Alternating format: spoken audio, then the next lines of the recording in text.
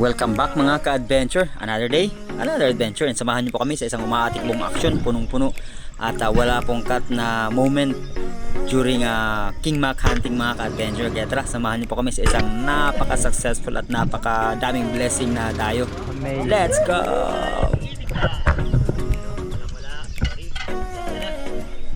Kinilam na dugtong lang na kaya nila.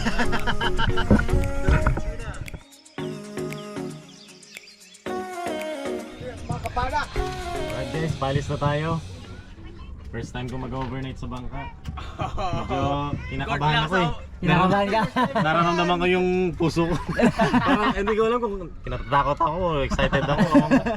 Okay lang yan. Hindi ko alam kung anong ano eh. Conquer your fear. For the first time. First timer dyan. Mga kaputok. Mga kaputok. Oh, bagong bitik niya eh. Yung bitik Huh? sa aso yun, di ba?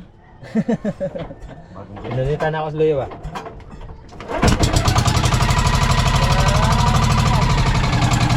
Go! Yes! Along the way mga ka-adventure sa aming dayo, umalis po kami ng hapon dahil gusto po naming makasave ng time sa umaga para magkaroon kami ng full morning session talaga ng pamamana. Kaya hapon po kami umalis at mamamana sila Kuya at Native Channel sa gabi. At ang lahat ay kabado, excited at hindi alam ang naghalo-halong emosyon dahil meron nga kaming bagong lugar na i-explore at ayon sa mga kwento-kwento ng mga mangingisda dito sa amin ay talagang napakarami at malalaking isda, kaya hindi namin mawari ang aming pakiramdam, pero sobrang excited and napaka payapa ng panahon ng mga time nito. So mga adventure, ayan, magandang hapon po sa ating lahat. Finally, nandito na rin kami sa Isla ulit ng Nangalaw after mga ilang oras Native Channel ang biyahe natin. Almost 2 or 2 megit. Hindi, 4 pala, 4 tayo umalis. So almost 2 hours mga ka-adventure. Ayan, so sunset. Ganda ng sunset. Yes. How's the feeling, Pat? Sarap. Sarap. Amazing. Amazing. Sobrang ganda. Sobrang ganda. And syempre mga ka-adventure, we're so excited, no? Yung feeling na we're looking forward, hoping na maka-unlock ng mga bagong species at we'll see kung anong mga biyaya na nag-aantay para sa atin. Kaya samahan nyo po kami sa another amazing adventure na naman. Kaya yan, kabayan na natin itong dalawa. Ang ganda ng wetsuit niya, oh, daming banderitas. Ang ganda ng wetsuit ni mga kain, daming banderitas. Tinaw na ito dyan. Wow. Parang Aquaman eh, no? Nakakaingit naman yan. Ayan mga adventure, so nagpe-prepare lang si Uzi Parang nakasuot ng bahura. at si Maki. Mamamana po sila. Mga wetsuit. Wala kasi kaming ulam. Ayan, nagpapalipad ng drone si Rev. Yun yung drone. Si Aquaman ay nanligaw.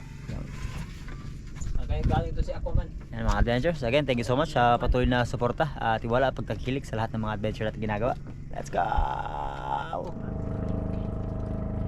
Uy, patalon dun, no? Aroy! Naku po.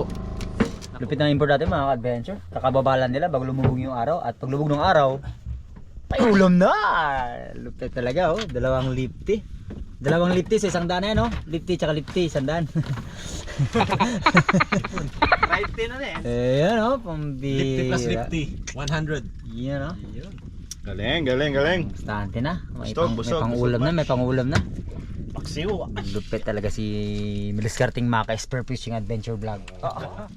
Iyon. Wala man kasi dito si Sisid. Sisid ka na sisid. Sisid ka na sisid, wala si Sisid dito. Yan. Kita yung atay ko. Maso. Muli mga adventure. Isang mapagpalang araw po sa ating lahat. At andito na kami sa area kung saan tayo madalas makahuli ng mga pelagic like King Mac, no? At nag-ready na yung ating pong mga kaputok. Nag-ready na yung ating mga import mga ka-adventure, and sana ay makahuli sila ng malalaking pelagic dito mga ka-adventure. Kasi most of the time dito tayo nakakahuli ng malaki. Yan. Nag-almusal lang ako habang nagpe-prepare sila. Ang almusal natin ay yan. Papay no. Start the day healthy. Healthy living. Pipino tayo mga ka-adventure. Yan. Dito tayo mga ka-adventure. Ready for the day? Ready na tayo mga parchong. Alright. Isda na lang yung hindi ready. Yes sir, bakbakan sir. Hindi na sila uy. Si Pat, yun na si Pat. Yeah, yes. Para makadali. Oo, Para sulit. para sulit. Sulit lahat. Sige. So mga adventure, keep you posted once we get down there in the water. So again, thank you so much sa lahat po ng patuloy na nagtitiwala at sumusuporta at sumasama sa lahat ng ating mga adventure. Let's go! All good na mga ka-adventure at ako na lang po ang natira dahil tinuro ko pa sa kanila kung saan area madalas ako nakakita ng mga pelagic, and right after kung makarating sa area mga ka-adventure ay eto, pinakitaan kagad tayo ng tatlong malalaking mga green jagfish or malaguno. At syempre sinecure natin yung pinakamalapit at ito ang naging ating unang isda para sa araw na ito.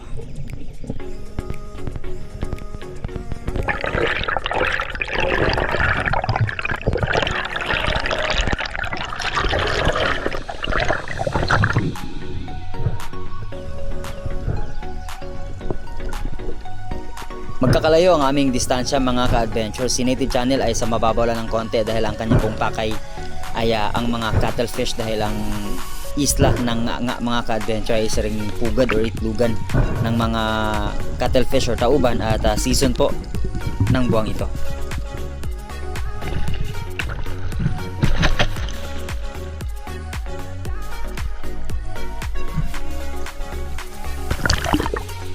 First fish of the day mga ka-adventure, isang good size na green jagfish or malaguno, and para naman po sa ating pangalawang sisid at pangalawang isda mga ka-adventure ay isang king mackerel or tangigi mga ka-adventure.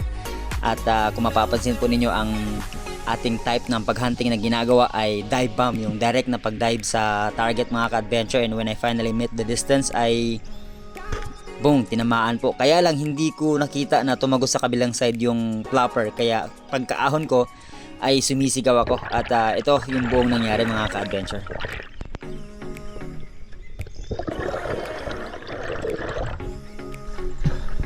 Second shot! This is all! Bro! Patrick!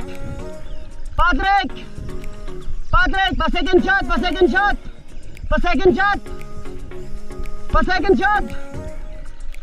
shot ako! Nasa baba ko lang si Patrick and si Reb mga ka-adventure ng Europe, and sumisigaw ako ng second shot, ngunit hindi pala maka second shot si Reb sa akin mga ka-adventure, dahil nag second shot siya nung isda ni Patrick na isang napakalaking yellowtail trevally.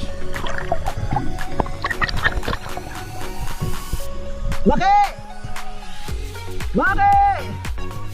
Grabe yung drag ng King Mac sa akin mga ka-adventure. Ramdam na ramdam mo, at pansin nyo naman po ang bilis na ng movement or pagkakahila sa akin. Tinawag ko na rin si Kuya, pinalapit ko na para just in case na hindi talaga posible makapag second shot yung iba kong mga kasama, ay si Kuya na lang dahil may isang extra pana pa na naiwan sa bangka.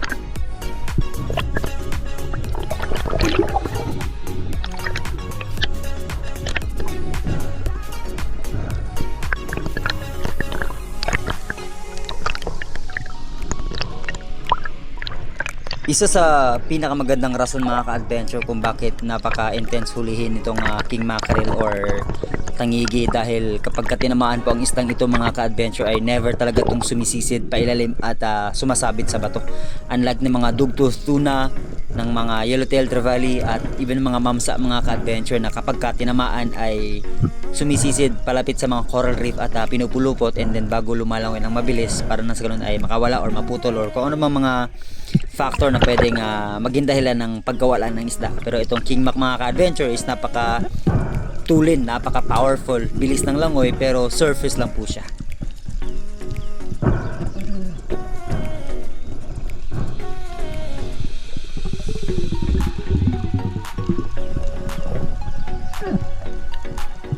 And sa lahat ng ating mga King Mac shots mga ka-adventure ay wala pong cut. Medyo mahaba yung ating pong mga video. Patunay at pagpapakita na hindi ganun kasimple ang pag-secure sa isdang ito. Pwera na lang kapag na spine shot or na stone shot.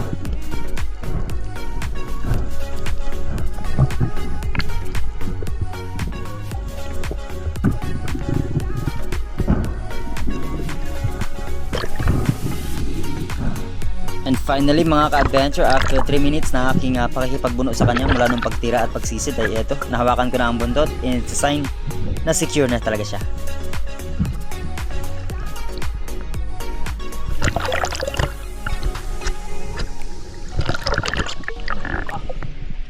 pangalawang isda, unang tangigi sa araw na ito mga ka-adventure ay secure na at nag-asa ko kay kuya na dito na lang siya magpondo at lumangay ako papunta sa area kung saan ko napana yung King Mac and another King Mac ang nagpakita mga ka-adventure. Dive bomb na naman ang ating pong ginawa and antay ng tamang pagkakataon when I finally met the distance.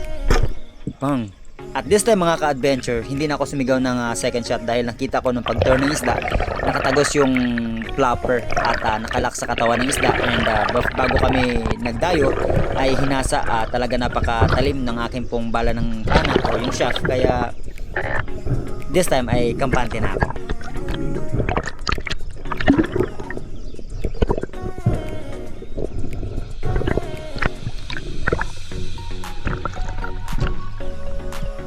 Usi!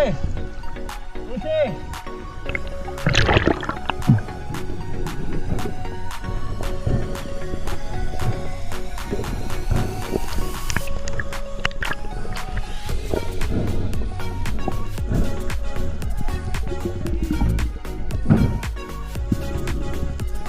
Habang nagsisecure ako ng pangalawang isda mga ka-adventure, ayan, nagda-dive down si Uzi ng lurop at di niya pala napansin.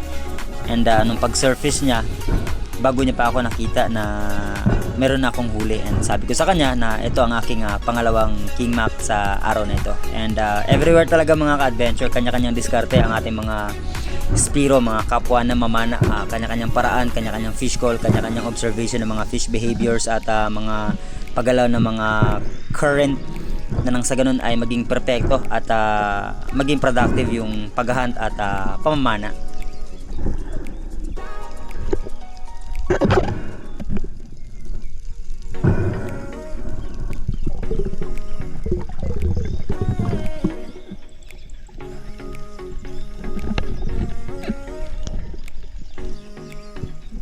And kagaya ng aking laging sinasabi mga ka-adventure sa mga Spiro na nakikilala ko, lalo na sa mga hinahangaan nating malalalim sumisid, ang sinasabi ko lang lagi, hindi naman talaga ako ganun kagaling lumangoy at ang aking mga nahuling isda, it's only by grace alone. To God be the glory. Okay. Second Mac. Second Mac. Second Mac. Second Mac is secure mga ka-adventure. At syempre hatid kagad natin sa bangka yan dahil sa gabal yan sa ating paglangoy. At kung saan ako namamana ay nandun lang din yung akin pong mga kasama. At eto na yung Yellowtail Trevally na huli ni Patrick mga ka-adventure. At kung mapapansin po ninyo, ito yung isa sa mga hinahagisan ng paputok ng mga manigbongbong mga ka-adventure, yung mga bait fish kung tawagin. And another dive mga ka-adventure, another King Mac na naman. Same kung saan ko ulit nakita yung King Mac, and this time ito ang pinakamalaking King Mac na nakita ko mga ka-adventure. At kung napapansin po ninyo, napakababaw lang talaga.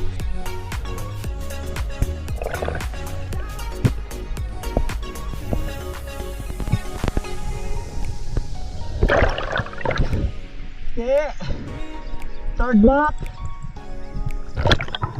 Punong-puno ako ng kumpiyansa mga ka-adventure kaya nasabi ko na third Mac of the day dahil pagtira ko po sa isda ay nakita kong tumagos at naglock sa kabilang side ng isda yung ating pong flopper at sure na hindi makakawala. And kung mapapansin po ninyo sa spot kung saan ko po lagi tinitira yung mga King Mac mga ka-adventure, same spot lang lagi ang aking tinitira, yung pinakamalaking katawang bahagi ng isda na kung saan matatagpuan yung kanyang dalawang fin sa taas at sa baba sa unahan ng konti ng pusod.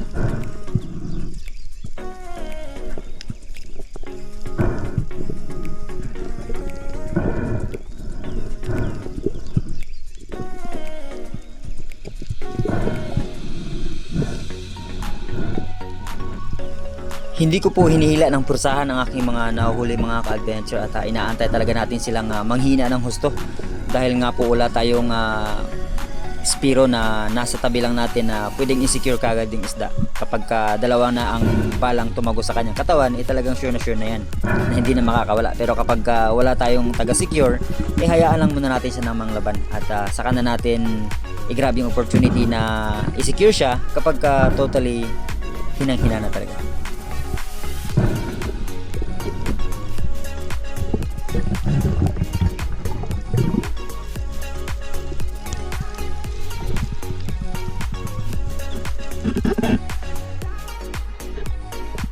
Ang ginagawa ko mga ka-adventure para hindi na pupwersa yung isda ay sumisisid ako habang hinihila papalapit at ginagrab yung buntot mga ka-adventure.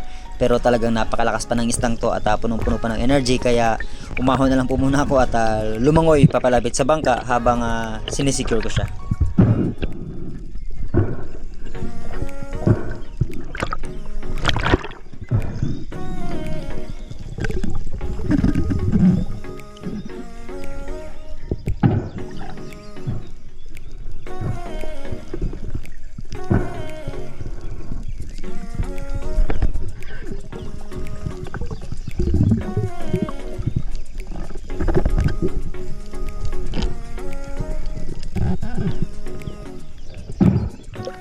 Sinabihan natin si Kuya mga ka-adventure na dyan lang siya mag-drop ng pondo kung saan tayo nag-hatid ng una at pangalawang king mac natin.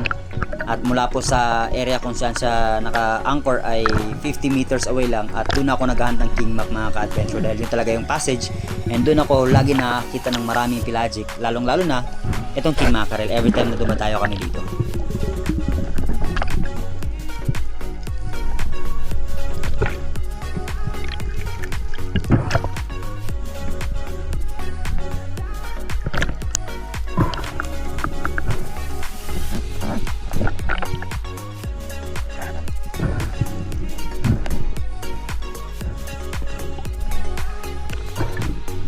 Third and the biggest mac of the day mga ka-adventure ay secure na. Kaya syempre, hatid kagad natin yan sa bangka.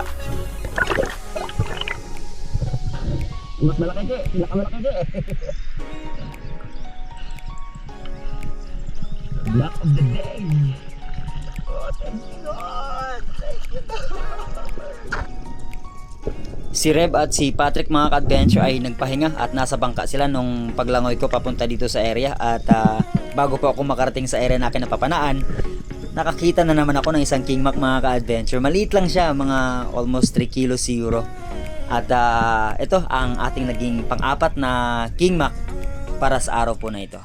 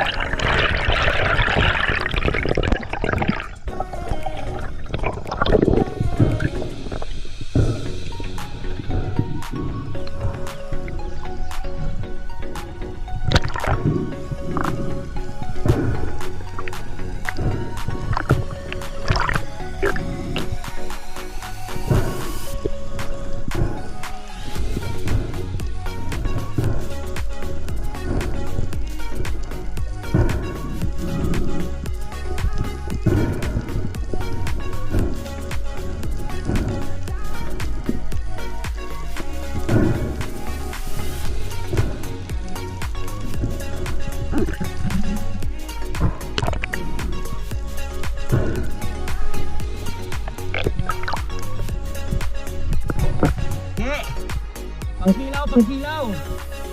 Oh, maliit na king mac.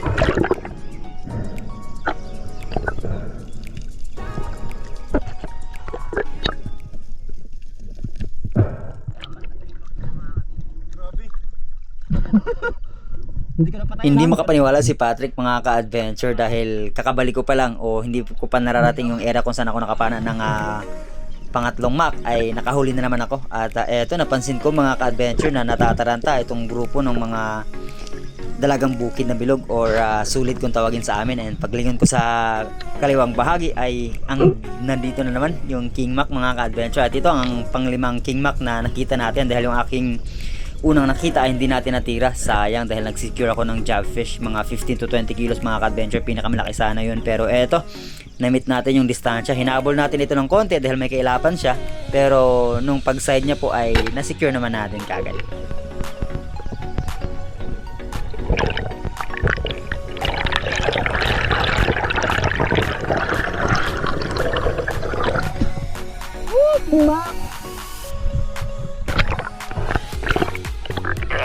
Maraming mga nagko-comment mga ka-adventure na sabi nila ay wala daw challenge yung ating ginagawa dahil sa mababaw lang tayo nag-hunt. At ito yung logic kasi may mga uri po na or mga species ng mga isda na hindi naman talaga sa bottom na kukuha, kagaya nitong mga king mac. So anong sense kung pupunta ka sa malalim kung nasa mababaw naman po yung isda?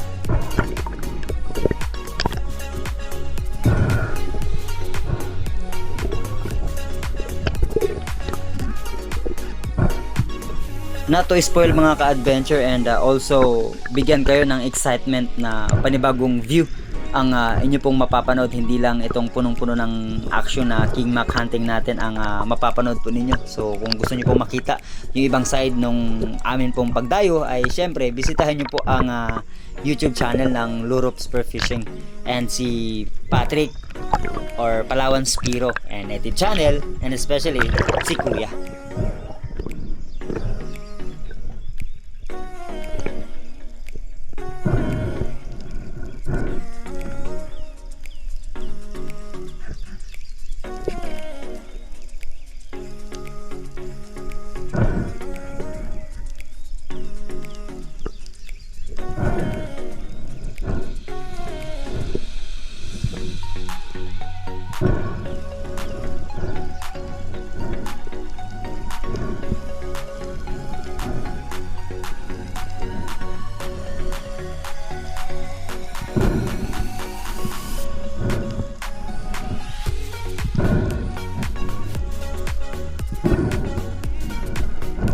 Tagal din ang aking pakikipagbuno sa isang to mga ka-adventure bago talaga nasin siya totally na secure at weak na siya, at once na nag-grab na yung buntot ay talagang napakasaya na dahil moment of truth na yan, secure na siya.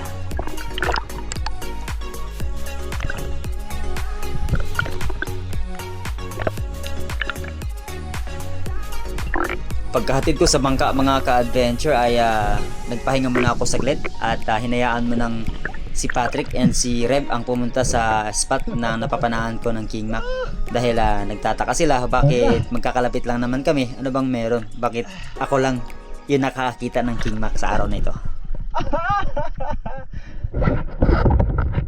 Grabe mga ka-adventure, praise the Lord! Woo! Amazing! Limang king mac. Nakalimang king mac tayo! And syempre mga ka-adventure, nag-ask tayo ng guidance sa Panginoon bago kami bumiyahe dahil ang lahat naman ay nakadepende sa Panginoon. At napaka overwhelming lang talaga nung mga moment na to, lalong-lalo na para sa ating pong mga bisita na maka-experience sila kung ano talaga yung excitement na ginagawa natin sa dayo at buhay mangingisda dito sa isla. And umahon na sila mga ka-adventure after ko magpahinga at nag-pictorial, at pagbalik ko po sa spot ay nakahuli na naman ako dahil wala talaga silang nahuli, at nga sabi nila pagbalik ni Joy at may nahuli pang king mac yan, iiwan na natin yan, hindi na natin isasama sa biyahe yan.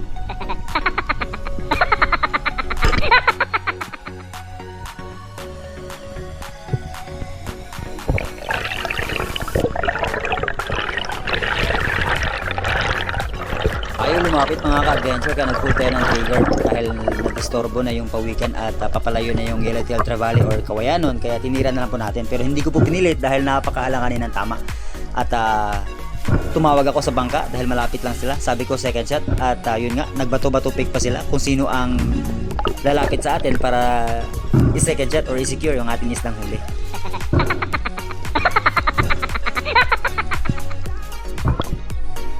Second shot!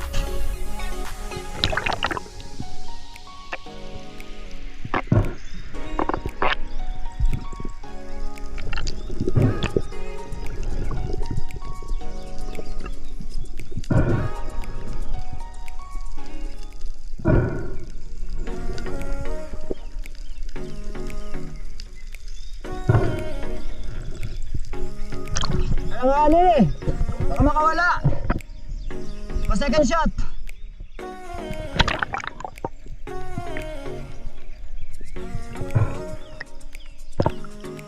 Yellowtail Trevally!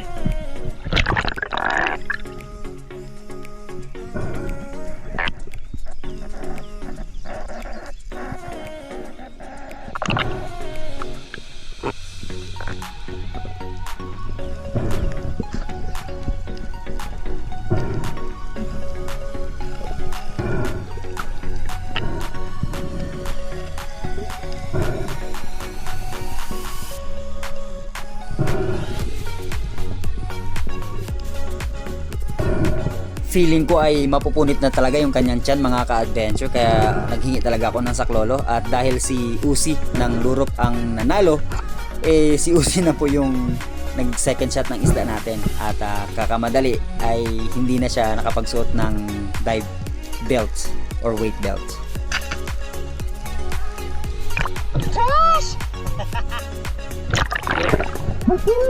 At syempre mga ka-adventure, dahil huli na, kailangan pong i-secure dahil ang usapan po namin, ang isda ko ay isda naming lahat.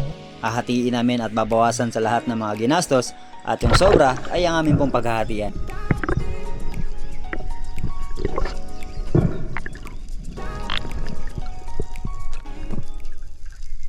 Si Kuya mga ka-adventure ang isa sa may pinakamahalagang parte na ginagampanan dito sa amin pong dayo dahil ang tawag namin sa kanya ay sweeper. Nasa bangka lang po siya, tagaluto at tagasundo sa amin if ever mangailangan kami ng rescue kapag inanod na kami sa mas malayong distansya.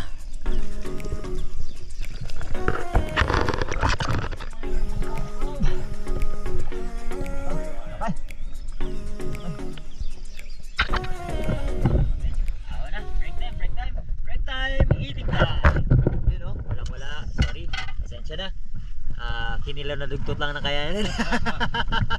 Dugtot na. Wow! Inihaw na suran. Ayun, no? Yo, sir! Thank you sa nagluto. Yun, no? Shout out, Maki TV. Ayan. Si Native Channel, walang gana. Ayun, no? Walang gana.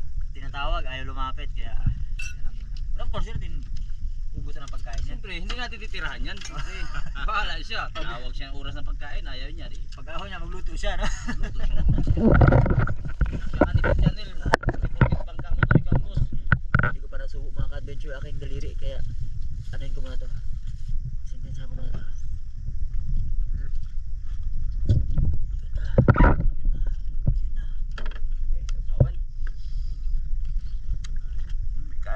Gusurahan. Paricho.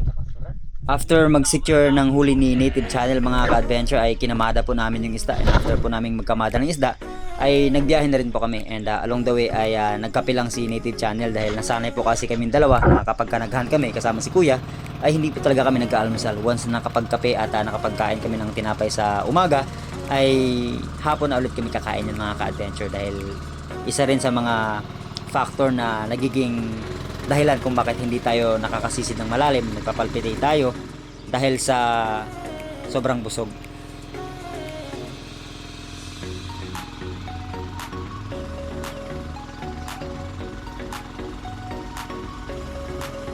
Sa mga marami nagtatanong about sa application na ginagamit natin mga ka-adventure, paano tayo tumukoy ng bahura, Simrad app po yung app na ginagamit po natin, at online at offline po ay accessible po ito. On nyo lang po yung inyong pong location, and madidetect nyo na po, lalo na especially yung mga bahura kapag hindi kayo sigurado kung gaano siya kalalim, gaano siya kababaw. Sana mo nasa ubos yung panaog Yung mga adventure, Canaron area, asan pinakadulo na talaga itong sakop ng Linapakan, tama? Linapakan na, and then further dito sa likod ay Kuyo, Palawan na mga adventure. And then all the way sa south area ay nandyan na ang Madukang at Kalandagan Island. And then yung next is Araceli at Dumarana. Ang layo na namin. Just for the sake na makahanap ng mga mamaw at mga pelagic at mga trophy fish mga ka-adventure. Kailangan na namin mag-explore sa mga malayong dapit, malayong logar. Kaya let's G!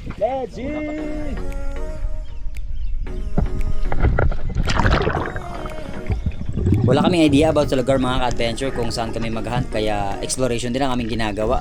Unang sisid natin para sa araw na ito dito sa aming malayong spot na kung tawagin ay Canaron. May talakitok sana pero hindi yan yung target natin dahil may nakita pa akong unicorn fish or surahan na sumuksok dito. Buti may flashlight tayong dala at naisagawa na naman natin yung pagtira.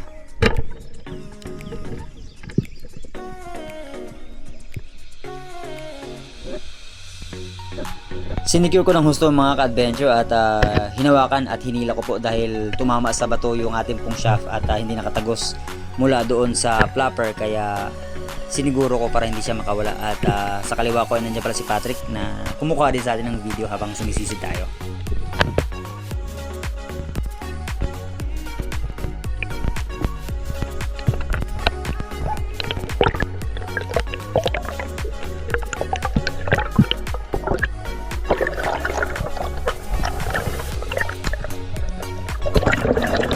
Napakalinaw ng visibility sa area na to mga ka-adventure. Syempre pinakadulo, pinakahuling isla na naman boundary ng bago magpuyo at bago mag Araceli, Palawan.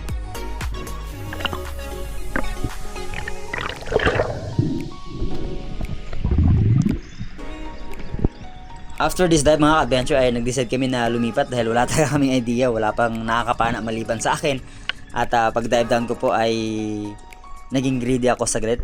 Inisto ko po itong grupo ng mga blue trevally na 4 na piraso at hindi sila lumalayo dahil kasama silang nanginginain dito sa napakalaking stingray at hindi agad ako nag-pull ng trigger, baka maging collateral damage yung stingray at mangyari yung hindi inaasahan, kaya dapat maging safe pa rin at naging greedy dahil inaantay ko po itong dumoble at mag double kill sana, kaya lang nakaramdam na siguro ng fear or takot or pagka-threat itong stingray, kaya umalis po mga ka-adventure. So in short, dahan-dahan na rin naglayuan itong mga blue trevally, kaya nag-secure na tayo ng isa kung hindi man tayo maka-double shot.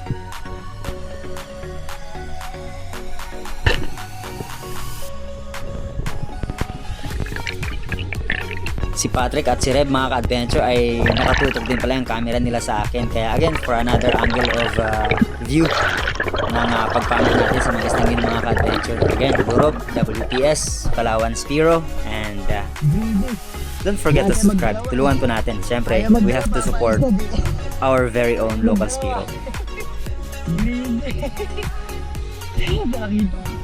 Hinantay ko mag-doble.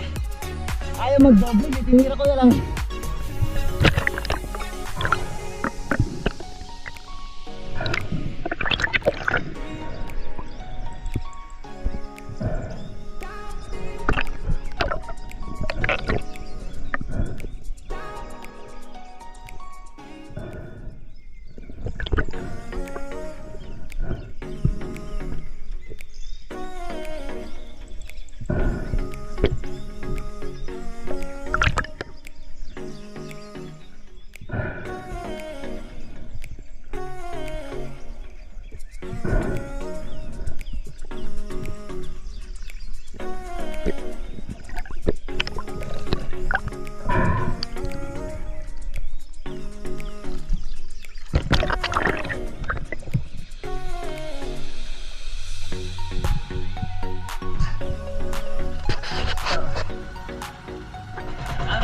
Umahon kami.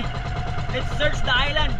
Ang hirap maglusong ng wala kang idea kung asan yung corals, asan yung dulo ng reef. Hindi nga, first time. Tara, samahan nyo kami.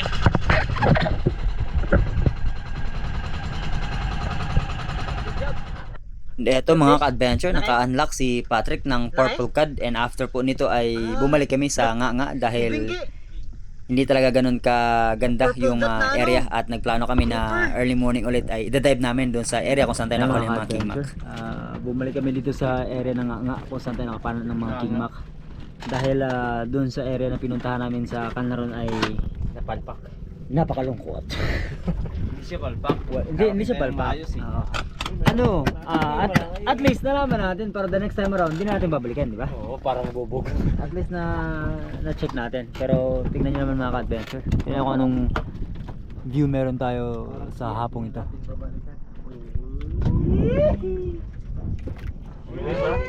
Amazing. Napakaganda. Mga ka-adventure. Tapos may buwan. Kapag pamana din irihan, no?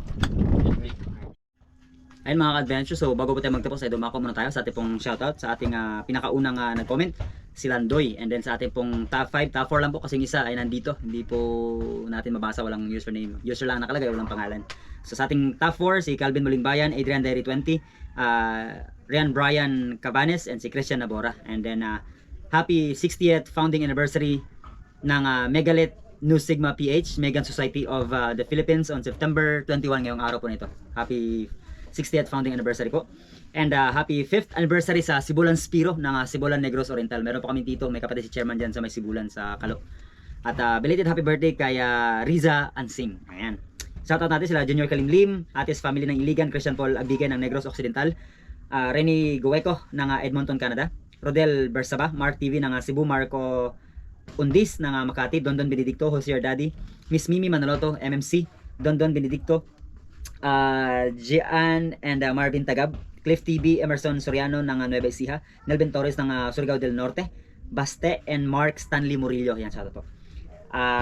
Relampagos and Ampao family ng Leyte, Miss Luz Bimida Gomez, Gary Reyes, Rodolfo Dinglasan, Larry Surya, John Ray Ponce ng Amadeo Cavite, Chito Dabalos ng Mindoro, Mark Magbukid ng Sitio Japila, El Nido, Palawan, Natso Dragnel, Pajak ni Ian, Juben Bordiago, Martin Baguedes, It's Me Buds ng Batangas, Reggie Mark Abok, Miss Jean Amor, John Dave Dolor ng Isabela, Miss Oliva Mendoza, Kuya Butch Vlog ng Nara, Miss Nora Williams of Florida, USA, Bakak Spiro ng Leoriente, Samar, and shoutout natin of course sila Idol Terzo Manulat Laurio and team na Noranda ng Canada, Larry Santi, Miss Anonymous, Miss May Stakyo ng Hong Kong chapter, Miss Christine ng Qatar, Miss Glenda Banstro, Miss Elisa Gomez, Victor Tadeo, Master Ray Dubibar, Master Rich, Jules Madrid, Miss Mata Purino, Bayramin Farenas and Farenas family, Miss Eileen Tandog ng Hong Kong, Miss Imelenda Gokong, Miss Amalia